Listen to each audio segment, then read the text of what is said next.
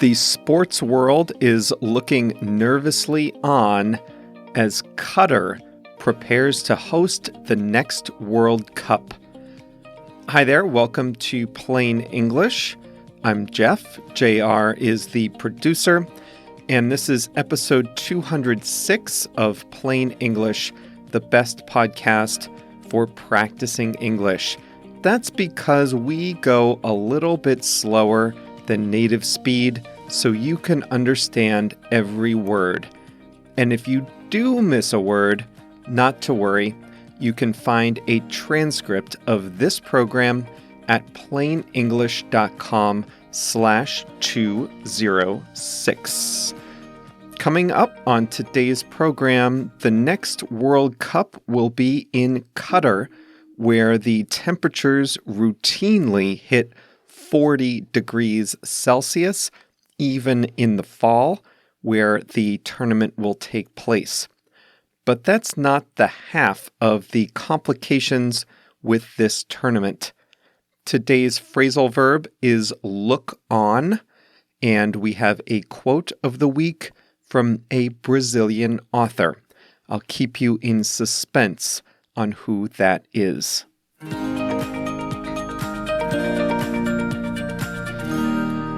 If you were FIFA, in charge of the world's most popular sport, and you were looking for a destination country for your quadrennial blowout party, what would factor into your decision? Would you choose a country that has a large football-loving population like previous hosts Brazil or South Africa? Maybe you would choose a country that has a large population of non-football fans that you'd like to convert, say China or America. Surely, you'd want a country with a track record of hosting even medium-sized athletic competitions, and you definitely want a country that knows how to grow grass. FIFA chose a country with none of these characteristics. The tiny, scorching hot, oil-rich state of Qatar.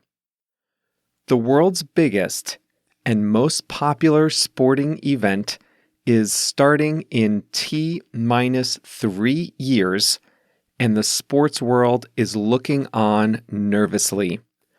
Qatar is planning to spend an estimated $220 billion to host the World Cup in the desert, or about $6.4 million for every Qatari citizen. Despite the rich budget, the World Cup preparations are already off to a difficult start. For one thing, the event dates have been changed from the traditional months of May, June, and July to the milder months of November and December.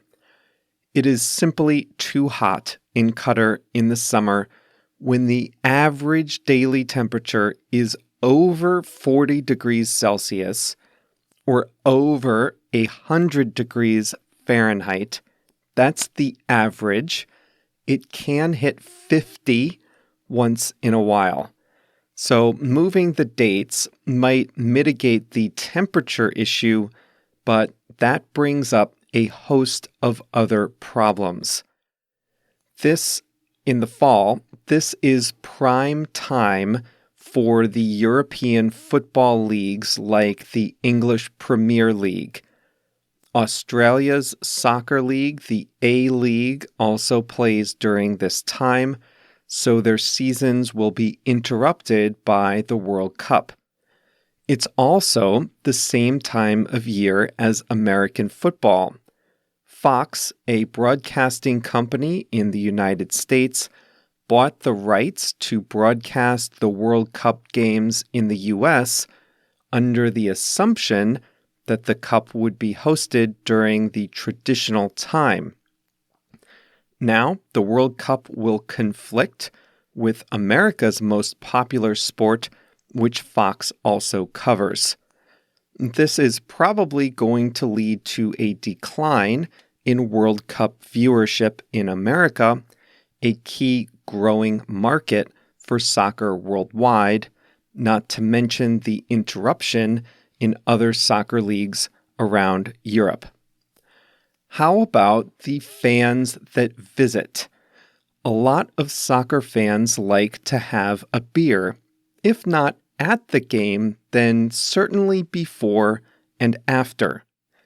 That might pose a problem in a country in which drinking alcohol is illegal. Not to worry. Qatar has this covered.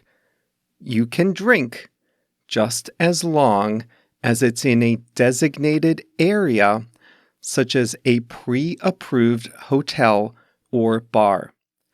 Nothing says party like drinking in a government-sanctioned bar. What about FIFA's values, the image it presents to the world?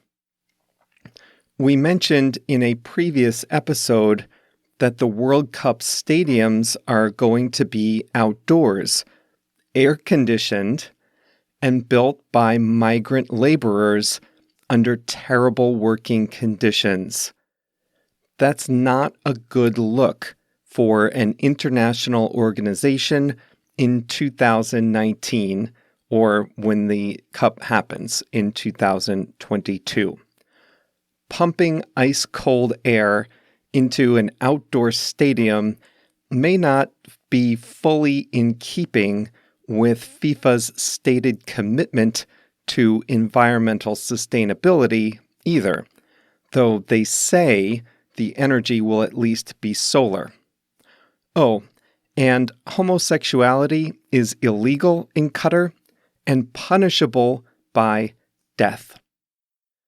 A soccer game lasts 90 minutes, a couple of hours if you add in halftime. What if you want to do something else while you're in the country? There aren't many tourist attractions in Doha, the capital of Qatar. There are some beaches and small museums, but nothing comparable to other host countries. If you wanted to go to the popular and touristy city of Dubai, which is about an hour flight from Doha, you're out of luck, at least as of today. Qatar and the United Arab Emirates have cut diplomatic ties, and travel between the two countries has been closed off. I mentioned before about growing grass. Qatar has instituted a research and development center to learn how to grow grass for its sports stadiums. Dozens of seeds are being flown in from abroad, and the government is testing them out to see which can give them the best chance to grow in the scorching heat. This sounds nice, but the quality of the turf is an important contributor to player safety. Players in any sport can be injured if they're not playing on a similar surface to what they're used to. If Qatar doesn't get this right, player safety might be a real issue. Given all of this, all of these challenges, how did Qatar win the rights to host the World Cup? They've never even qualified for the World Cup. Well, it shouldn't surprise you that the bidding process was less than fully clean. Foreign media, notably British newspapers, have spent years uncovering campaigns of influence buying and allegations of outright bribery. But don't worry, FIFA cleared itself of any wrongdoing.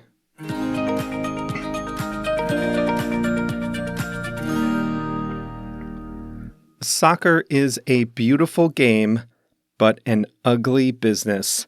Hopefully, future bids are cleaner and make more sense for the sport.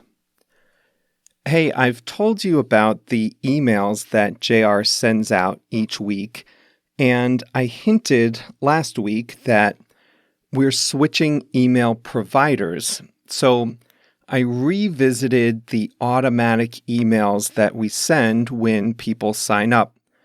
Normally, we'll send a few auto emails that just say, hello, here's how you subscribe, here's how you listen to the show, and a little bit about us.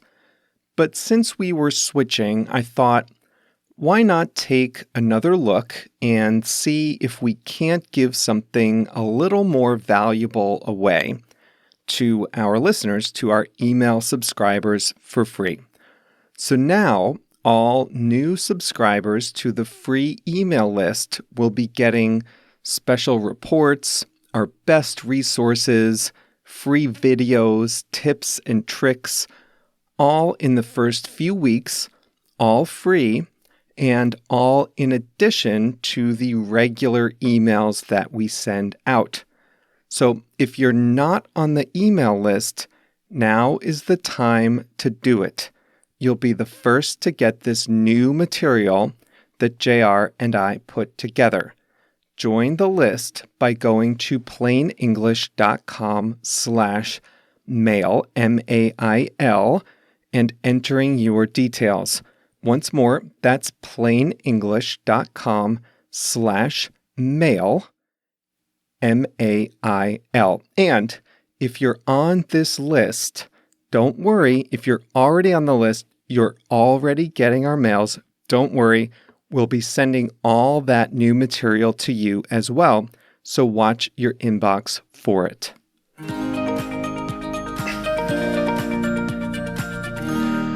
Today, we've got a great phrasal verb for all of you advanced listeners.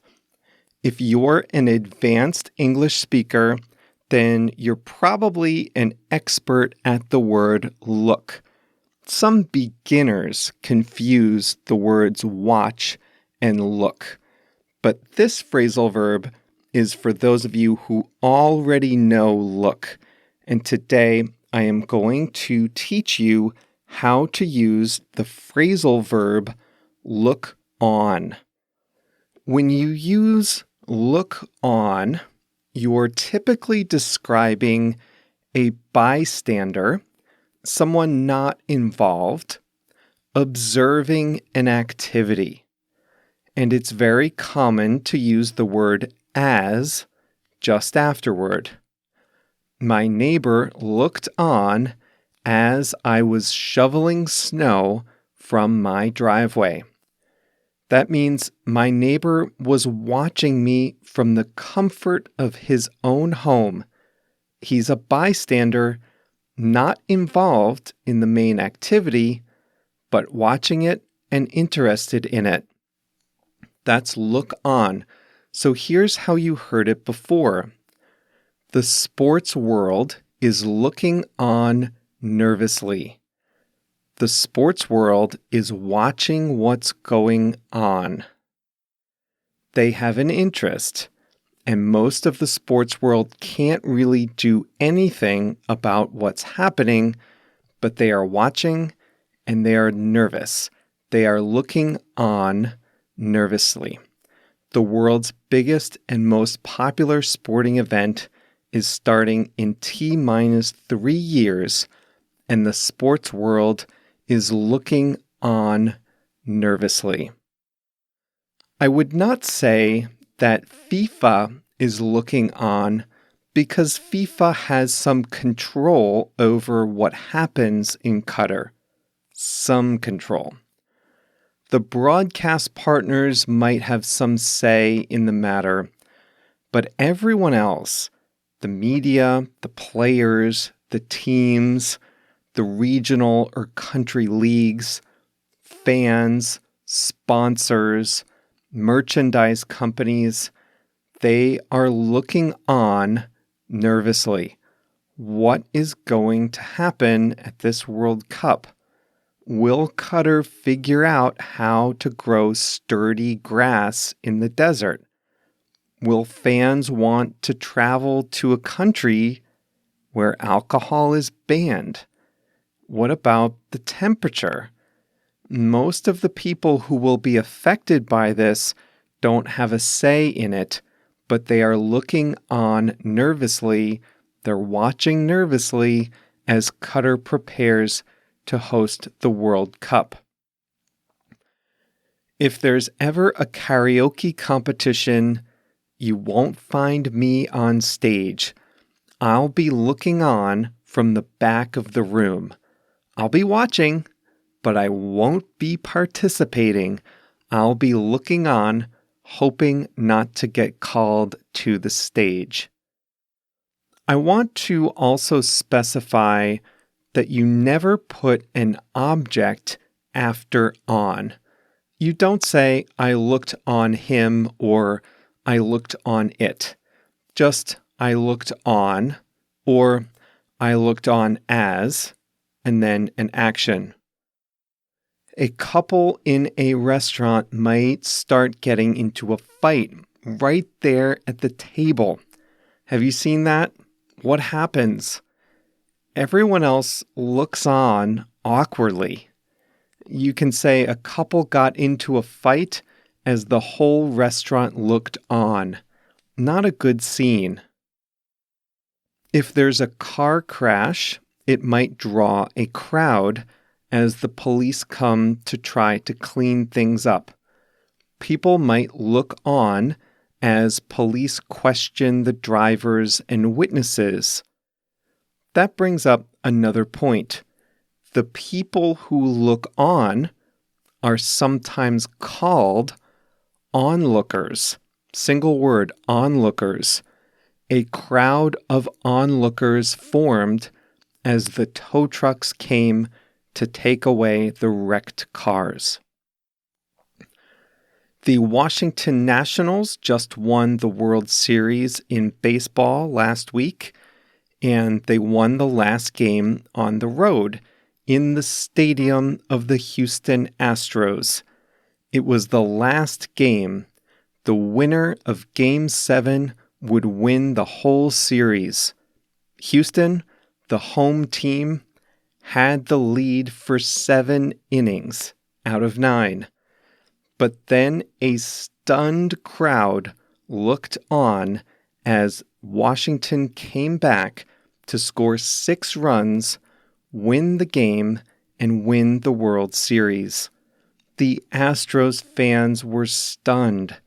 They looked on as their team blew a lead and lost the championship at home in the final innings of Game 7. Ouch.